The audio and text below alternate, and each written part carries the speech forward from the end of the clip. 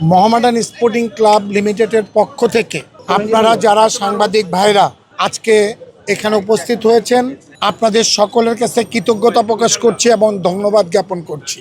আপনারা জানেন মোহামেডান ক্লাবের কর্মকর্তারা, মোহামেডান ক্লাবের পার্মানেন্ট মেম্বাররা, ডিরেক্টররা, সভাপতি, ডিরেক্টর ইনচার্জ সকলের একটি চাওয়া, সমর্থকদের একটি চাওয়া, In the heart of the city rises a destination built for greatness.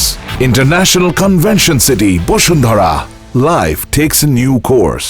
Mohammedan চ্যাম্পিয়নের বিকল্প অন্য কোনো কিছু চিন্তা করে না, যার পরিপ্রেক্ষিতে এই বছর মোহামেডান ক্লাব একটি ফুটবল দল গঠন করার জন্য প্রথম থেকেই ঐক্যবদ্ধ প্রচেষ্টা করেছে এবং বাংলাদেশের উদীয়মান খেলোয়াড়দেরকে, বাংলাদেশ জাতীয় ফুটবল দলের খেলোয়াড়দেরকে দলে ভিড়িয়েছে।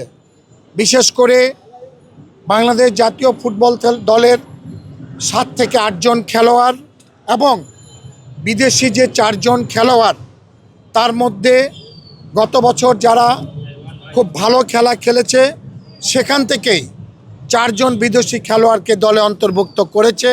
ইতিমধ্যেই আপনারা লিস্ট পেয়েছেন, যার পরিপ্রেক্ষিতে আমরা আমাদের প্রত্যাশা, আমাদের সমর্থকদের প্রত্যাশা, আমাদের খেলোয়াড়রা ঐক্যবদ্ধ, খেলোয়াড়দের প্রচেষ্টায় আমাদের দৃঢ় বিশ্বাস, আমরা যে দল গঠন করেছি এই দল একটি চ্যাম্পিয়ন হওয়ার মতো দল গঠন করেছি।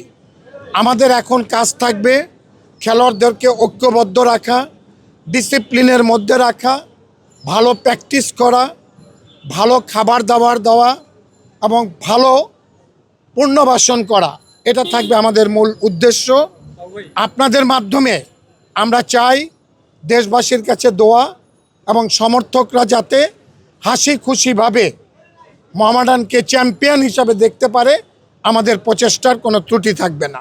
আপনারা জানেন আমাদের ডিরেক্টর ইনচার্জ আপনাদের একটু আগেই বলেছে, আমরা 2-3টা দেশের সাথে কথাবার্তা মোটামুটি 80-90% কনফার্ম, অল্প একটু বাকি আছে।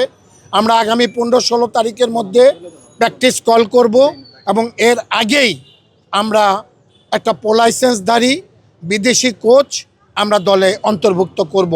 এটা আপনাদেরকে আমি আশ্বস্ত করতে পারি ইনশাআল্লাহ।